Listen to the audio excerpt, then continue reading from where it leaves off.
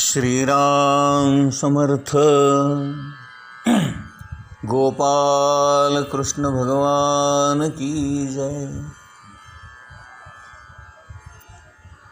समजा आपण बळजबरी करून एखादी गोष्ट घडवून आणली किंवा पैशाच्या जोरावर किंवा त्या संस्था चालकाच्या नातेसंबंधाच्या जोरावर किंवा एखाद्या माणसाच्या वशिल्यावर त्याच्या मध्यस्थीने आपण आपल्या मुलाला आडमार्गाने किंवा मागच्या दाराने जरी समजा इंजिनिअरिंग किंवा मेडिकलला प्रवेश मिळवून दिला तर काय होईल त्याचा आपण थोडा विचार करूया. एक तर तो मुलगा पहिल्या वर्षीच्या परीक्षेत नापास होईल किंवा त्या मुलाला आत्महत्या करावी लागेल किंवा तो मुलगा पळून जाईल किंवा त्याला तो जमणारच नाही विषय, तो घरी परत येईल, सर्व सोडून परत येईल आणि आईबापांना सांगेल, बाबा मला ते काही जमत नाही आहे, झेपत नाही आहे, मी आपला आर्ट साईडला जातो आणि कुठलं तरी एखादं कला शिकतो. म्हणजे बघा काय होतं की तेच त्याचं प्रारब्ध असतं, त्याने त्या कलेमध्येच प्रवेश घ्यावा अशी इच्छा असते भगवंताची. पण तुम्ही भगवंताची इच्छा न मानता आपली इच्छा त्या मुलावर लादता आणि मग त्याचं असं नुकसान होतं मुलाचं. किंवा आणखीन एखादं उदाहरण घेऊ. आपण आपल्या मुलीचं अगदी मोठं घर, श्रीमंत घर, अगदी फार मोठे गाडी बंगला असणाऱ्या माणसाशी करून दिले आणि लग्न झाल्यानंतर त्या मुलीला लक्षात आलं की हे सगळं आपल्या कुवती बाहेरचं आहे किंवा यांच्याशी जमवून घेणं आपलं शक्य नाही, हे त्या मुलीच्या लक्षात येतं. आणि मग माहेरी येण्याच्या निमित्ताने ती मुलगी येते आणि परत सासरी जायचं नावच घेत नाही. जावई न्यायला आला तरी ती जात नाही. अशा पद्धतीने ते तुटतं किंवा त्यांची भांडणं होतात, गोष्टी विकोपाला जातात, घटस्फोटापर्यंत जातात आणि महिन्या 2 महिन्यातच त्या मुलीचा घटस्फोट होतो. आणि काल जिचं आपण थाटामाटाने अगदी लोकांना लाजवेल असं लग्न करून जरी दिलं तरी महिन्याच्या आत मुलगी परत घरी येते, घटस्फोट होतो आणि मग पुन्हा तिचं लग्न दुसऱ्या कुणाबरोबर तरी करावं लागतं, कारण तो दुसरा कुणीतरी तिचा प्रारब्धाने नेमून दिलेला जोडीदार असतो. त्यामुळे एक लक्षात घ्या की आपण आपल्या प्रारब्धामध्ये किंवा ईश्वराच्या इच्छेमध्ये कुठल्याही प्रकारे लुडबुड करू शकत नाही, ते बदलू शकत नाही. आपण आपलं प्रारब्ध बदलू शकत नाही आणि प्रारब्धामध्ये ज्या गोष्टी घडायच्या असतात त्या घडल्याशिवाय राहत नाहीत. हेच वास्तव आहे, हेच सत्य आहे आणि यालाच आपण भगवंताची इच्छा म्हणतो. आता हे सगळ्या संतांनी सांगितलं आहे बरं का, सगळ्या संतांनी हेच सांगितलं आहे की आपण भगवंताची इच्छा समजून आहे त्यात समाधान मानून राहावं आणि योग्य वेळेला जशा गोष्टी घडतील तशा घडू द्याव्या, नाही का.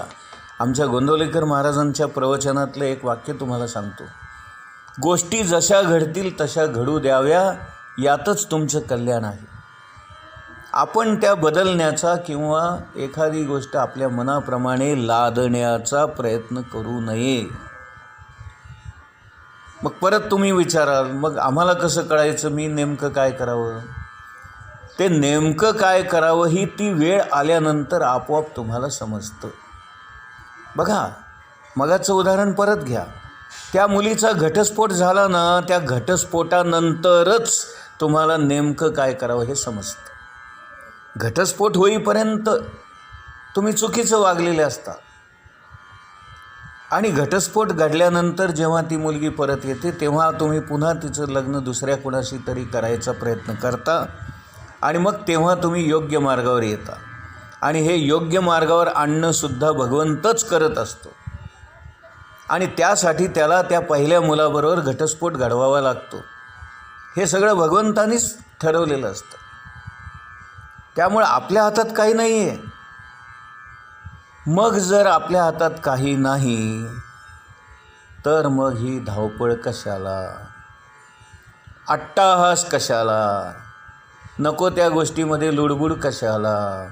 म्हणून ज्ञानेश्वरीमधलं एक फार सुंदर ओवी किंवा एक वाक्य तुम्हाला सांगतो. माळीये जेवते केले, ही ती ओवी आहे.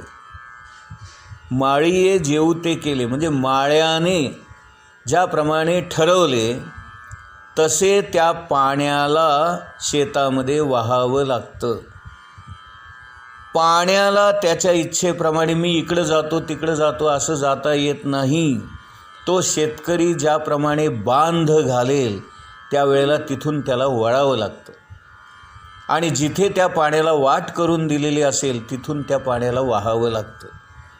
हा अत्यंत सोपा समजेल असा दृष्टांत किंवा उदाहरण मी तुम्हाला ज्ञानेश्वरीतलं मुद्दाम देतो. कारण ज्ञानेश्वर महाराजांनी सांगितलं आहे, आपण कुठे वाहावं कसं वाहावं हे पाण्याच्या हातात नसतं. तो शेतकरी ठरवतो की या शेतामध्ये आता कोणत्या भागाला पाणी द्यायचं आहे, त्या भागाला ते पाणी जाईल अशा पद्धतीने तो बाकीच्या ठिकाणी बांध घालतो आणि ज्या भागात पाणी जायचं आहे तिथलाच भाग मोकळा करतो. मग त्या पाण्याला वाट मिळते. म्हणून पाण्याच्या हातात काय आहे, फक्त वाहत राहणं. वाहत राहणं हे पाण्याच्या हातात आहे. बांध घातला तर थांबावं लागतं आणि बांध फोडून वाट मोकळी करून दिली तर वाहावं लागतं. म्हणजे थांबणं किंवा वाहणं हे पाण्याच्या हातात नाही. जेव्हा बांध घातला जातो तेव्हा पाण्याला थांबावं लागतं आणि जेव्हा बांध मोकळा केला जातो तेव्हा त्याला वाहावं लागतं. किंवा आणखीन एक समजेल असं उदाहरण सांगतो. आपण नदीवर धरण बांधतो, त्या नदीमध्ये वाहणारं पाणी भिंत बांधून अडवून ठेवतो. मग ते पाणी अडतं आणि ज्या वेळेला ते धरण भरतं म्हणा तेव्हा त्या भिंतीवरून ते वाहू लागतं. हा एक मार्ग आहे. किंवा त्या धरणाचे दरवाजे जेव्हा उघडले जातात तेव्हा त्या उघडलेल्या दरवाजातूनच पाणी बाहेर येतं. तोपर्यंत पाण्याला स्वतःच्या इच्छेने बाहेर पडता येत नाही, वाहता येत नाही. आता ही सगळी उदाहरणं मुद्दाम का सांगितली? आपण आपल्या इच्छेने काहीही करू शकत नाही, हे वास्तव आहे.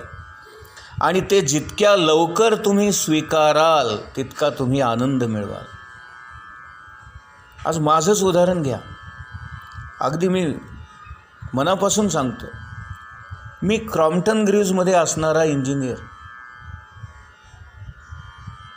मला ॲक्सिडेंट का व्हावा, मी ती नोकरी का सोडावी आणि कॉलेजमध्ये लेक्चरर का व्हावं, हे सगळं त्या भगवंताने ठरवलेलं होतं. आणखीन एक गमतीची गोष्ट सांगतो. मी क्रॉम्प्टनमध्ये होतो, इंजिनियर होतो, पण डिपार्टमेंट कुठलं होतं माझं? अकाउंट डिपार्टमेंटला मी काम करत होतो. काय गंमत आहे बघा. इंजिनियर माणूस क्रॉम्प्टन ग्रीव्जमध्ये काम करतोय, पगार इंजिनियरचा घेतोय आणि काम करतोय अकाउंटचं. आहे ना गंमत? म्हणजे मला इंजिनियर होऊन सुद्धा इंजिनियरचं काम करता आलं नाही, ही त्या भगवंताची इच्छा. मी क्लार्क व्हावं किंवा कारकुनी करावी ही त्याची इच्छा. नंतर मी इंजिनियर असूनसुद्धा मी इंजिनिअरिंगचं किंवा कारखान्यामध्ये काम न करावं ही त्या भगवंताची इच्छा. त्यांनी ॲक्सिडेंट घडवून आणला आणि मला बाहेर पडावं लागलं आणि कॉलेजमध्ये लेक्चरर म्हणून काम करावं लागलं. ते काही वर्ष केलं. त्याच्यानंतर भगवंताला माझ्याकडून प्रवचन करून घ्यावं असं वाटलं आणि म्हणून गेली 10-11 वर्ष मी प्रवचन करतो. आता त्यावेळेला जर कुणी मला सांगितलं असतं किंवा मी कुणाला सांगितलं असतं उद्या मी क्रॉम्प्टनची नोकरी सोडून प्रवचन करणार आहे बरं का, हे कुणाला तरी खरं वाटलं असतं का? किंवा माझ्या मनात तसा विचार येऊन मी तसा प्रयत्न करून घडलं असतं का? नाही. किंवा एखाद्याने मला सांगितलं असतं आणि मी तसं केलं असतं का? तसंही घडलं नसतं. म्हणजे आपण काय करावं, कुठलं काम करावं हे योग्य वेळ आल्यावर भगवंत आपल्याला तो दरवाजा उघडून देतो आणि तिथेच आपल्याला ॲडमिशन मिळते. बाकीचे दरवाजे बंद होतात, बांध घातला जातो, पाण्याला तिथे थांबावं लागतं, वाहता येत नाही. आणि हे जीवनातलं अगदी खरं सत्य मी तुम्हाला सांगतो. या भागवताचा अभ्यास करून आपल्याला काय शिकायचं आहे, तर हे शिकायचं आहे की आपल्या हातात काही नाही.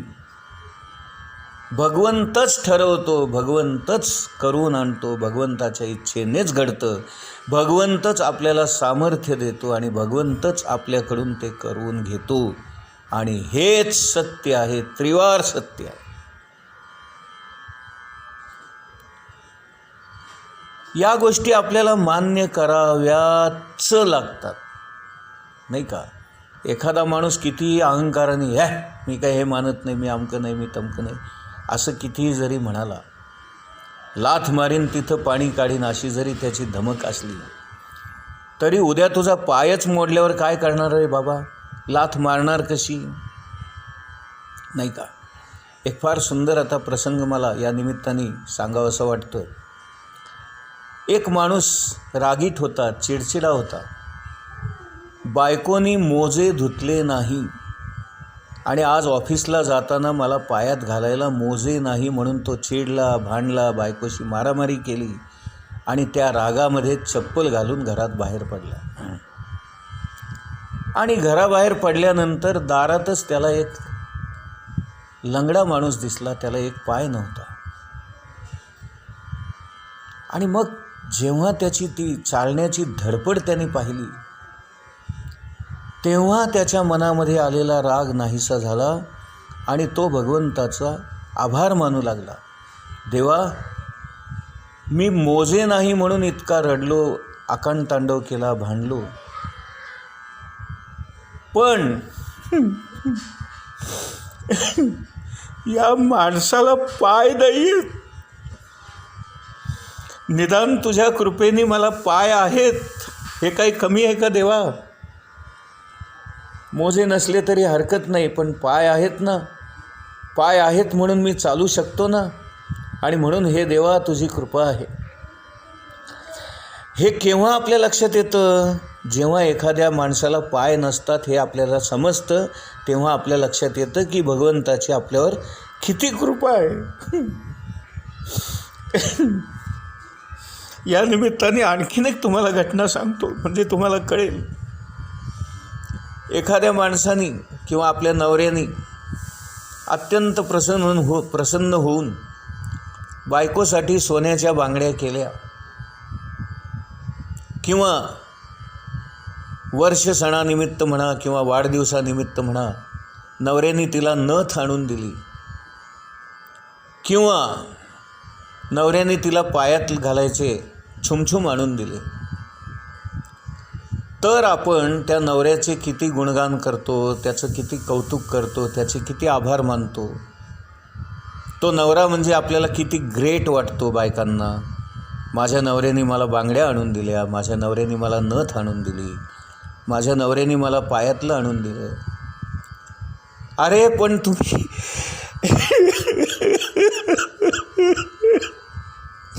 तुम्ही हा विचार करा की ज्याने मला हात दिले तो किती माझ्या आयुष्यात महत्त्वाचा आहे, ज्याने मला पाय दिले तो किती महत्त्वाचा आहे, ज्याने मला नाक दिलं तो किती महत्त्वाचा आहे. अरे भगवंतानी पाय दिलेत म्हणून तुम्ही पायातलं घालू शकता, भगवंतानी हात दिलेत म्हणून तुम्ही हातातल्या बांगड्या घालू शकता, भगवंताने नाक दिले म्हणून तुम्ही नाकात नथ घालू शकता. अरे नथ आणून देणारा, बांगड्या आणून देणारा, पायातला आणून देणारा तुम्हाला महत्त्वाचा वाटतो, मग ज्याने नाक दिले, हात दिलेत, पाय दिलेत, त्या भगवंताचं महत्त्व नाही का? आपल्या आयुष्यामध्ये त्याचं महत्त्व नको का वाटायला? हेच आपल्याला भागवत शिकवतं बरं का. भागवतामध्ये आपल्याला काय शिकायचं आहे? त्या परमात्म्याचं आपल्यावर किती कृपा आहे, त्याने किती आपल्याला दिलेलं आहे. आणखीन एक गोष्ट सांगतो, जेव्हा आपण सिरियस होतो, ॲडमिट होतो, हॉस्पिटलमध्ये जातो, तेव्हा आपल्याला ऑक्सिजन लावतात. त्या ऑक्सिजनचे आपल्याला हजारो रुपये बिल भरावं लागतं.